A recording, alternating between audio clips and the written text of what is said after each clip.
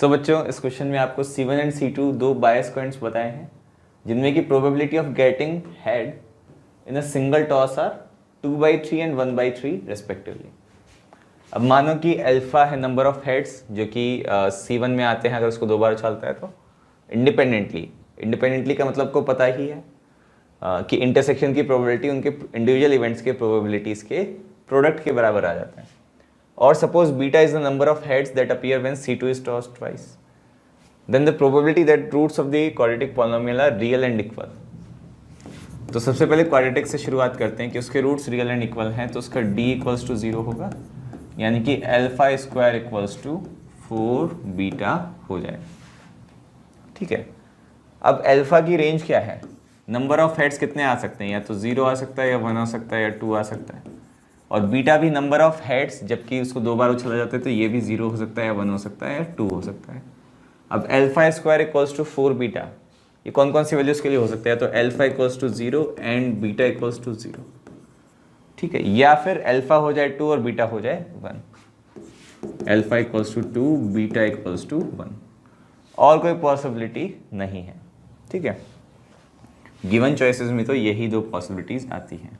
अब alpha equals to 0 and beta also equals to 0, मतलब no heads when you toss coin 1 also and no heads when you toss coin 2 also. तो independence से probability कितनी हो जाएगी, desired probability हो जाएगी। अल्फा 0 है, यानी कि तीनों बार जो है वो हेड नहीं आया। अब पहले कॉइन में हेड आने की probability of head in coin 1 is 2/3, means probability of tail in coin 1 क्या हो जाएगा, 1/3। Similarly, probability of head in coin 2 is 1/3, so probability of tail in coin 2 will be 2/3। इन सब चीज़ों को ध्यान में रखते हुए आपको एक भी हेड नहीं लाना है, मतलब सारे टेल्स लाने हैं।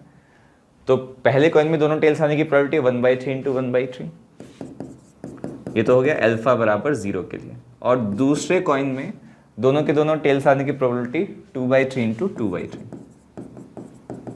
ठीक है, और मतलब प्लस, एंड मतलब मल्टीप्लाई, ये भी आपको बेसिक चीजें पता है। ठीक है, उसके बाद क्या बोला गया, अल्फा इक्वल्स टू 2, यानी कि पहले कॉइन में तो दोनों के दोनों हेड्स आ जाए, दोनों हेड्स मतलब 2/3 इंटू 2/3।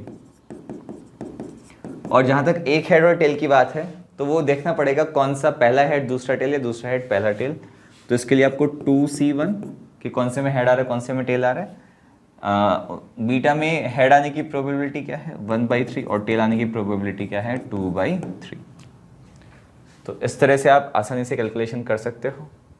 तो प्रोबेबिलिटी क्या आएगी, डिनोमिनेटर में ऑफ कोर्स 81 आ जाएगा, न्यूमरेटर में 2 2 4 प्लस 2 2 4 2 8 2 16, तो ये हो गया 16 + 4 दैट इज 20 डिवाइडेड बाई 81, जो कि है आपका option number B. Coin toss का ये एक छोटा सा आसान सा क्वेश्चन है।